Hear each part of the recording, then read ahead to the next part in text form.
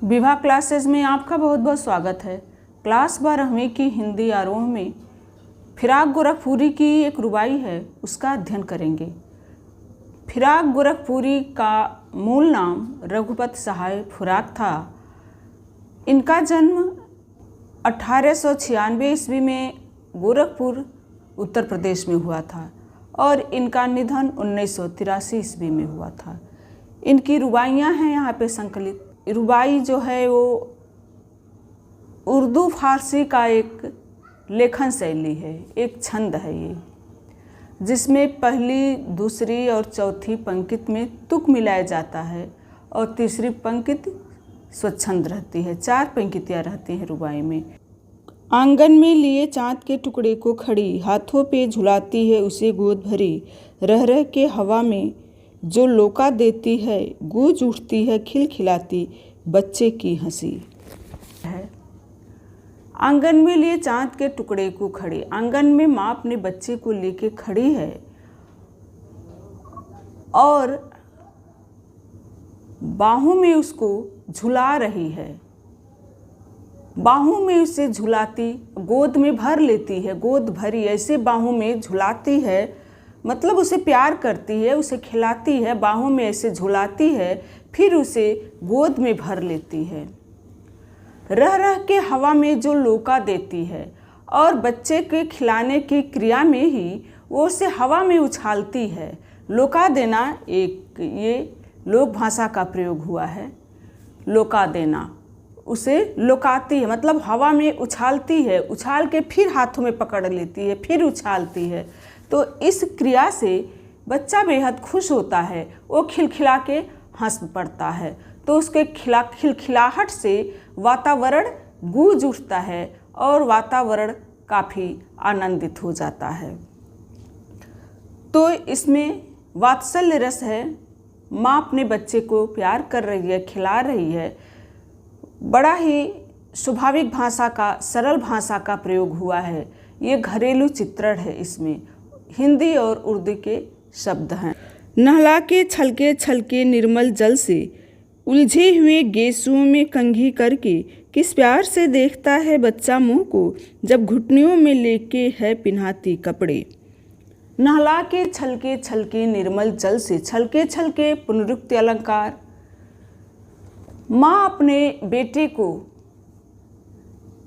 स्वच्छ जल, साफ जल से नहलाती है, पानी छलका के नहलाती है साफ जल से। और बच्चे के बालों से, चेहरों से ये निर्मल जल छलक रहा है। नहलाने के बाद माँ बच्चे के बालों में कंघी करती है। गेसु मतलब बाल।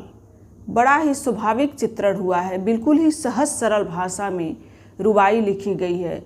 नहला के उसके बालों में कंघी करती है और बच्चा उस समय बड़े ही प्यार से अपने माँ के चेहरे को देखता है। जब माँ कपड़ा पहनाती है, उसे अपने पैरों में फंसा के वो कपड़े को पहनाती है, तो बच्चा बड़ा ही प्यार से अपने माँ के मुँह को देखता है। पिन्हाना, लोका देना, खिलखिलाना, ये सब लोक भाषा है इसमें। अगली रुबाई है। दिवाली की शाम घर फूटे और सजे, चीनी के खिलौने जगमगाते लावे और रूपवती मुखड़े पे एक नर्म दमक बच्चे के घरौते में जलाती है दिए। दिवाली की शाम घर फूटे और सजे हुए। दिवाली की शाम को घर की साफ सफाई हो गई है, घर की साज सज्जा हो गई है, उसकी रंगाई पुताई हो गई है, घर बड़ा ही सजा सजा सुंदर लगता है और चीनी मिट्टी के खिलौने, बच्चों की छोटी मोटी फरमाइश भी पूरी कर दी जाती है। ये सामान्य घर के बच्चों की घर की दिवाली है, जो कि घरौदे बना के खेलते हैं। उनके पास महंगे खिलौने नहीं हैं, लेकिन कभी कभी जिद पूरी कर दी जाती है दिवाली के त्यौहार पर।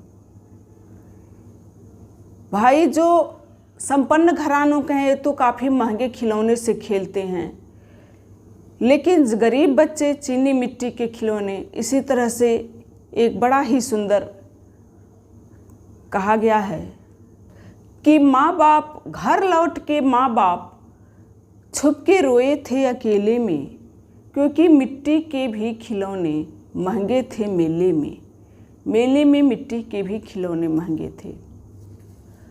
तो इस रुबाई में दिवाली के पर्व पर बच्चों की छोटी मोटी फरमाइश कभी कभार पूरी कर दी जाती है। घर की साफ सफाई हो गई है, लीपा पोता रंगा पोता सजा घर है, दिवाली की मनोरम शाम है और चीनी मिट्टी के खिलौने भी हैं। और माँ रूपवती वह स्त्री, बच्चे की माँ, अपने चेहरे पर दमक, मतलब उसका चेहरा उस समय खुशी से आभा से दमक रहा है। वो दमकते चेहरे पर नर्म हंसी, वो बड़ी ही आकर्षण नर्म हंसी, मनमोहक हंसी बिखेरती हुई बच्चे के घरौदे में प्रसन्न होकर दिया रखती है। दिवाली के शाम को हर जगह दिया रखा जाता है। तो माँ हर जगह दिया तो रखती है, लेकिन बच्चे के घरौदे में भी दिया रखना वो नहीं भूलती है।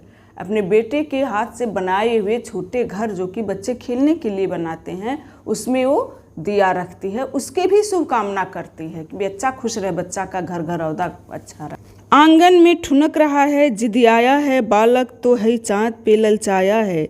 दर्पण उसे देके कह रही है माँ, देख आईने में चाँद उतर आया है। आंगन में ठुनक रहा है जिदियाया है, बालक है चाँद पे ललचाया है। यह रुबाई सूरदास के मैया में तो चंद खिलौना ले हूँ की याद दिलाती है। कृष्ण भगवान मचल उठते हैं चंद खिलौना लाने के लिए। खिलौना भी बन जाते हैं चंदा मामा बच्चों के लिए, विशेषकर उन बच्चों के लिए जिनके पास महंगे खिलौने नहीं हैं, जो वातानुकूलित कमरों में बंद रहते हैं।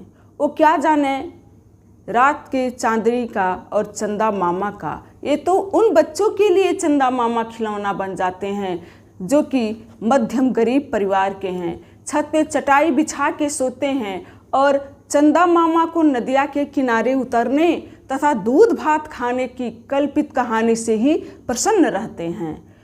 तो बालक है, चाँद को ही खिलौना मान के जिद कर बैठा कि चाँद हमें चाहिए, हमें चाँद से खेलना है।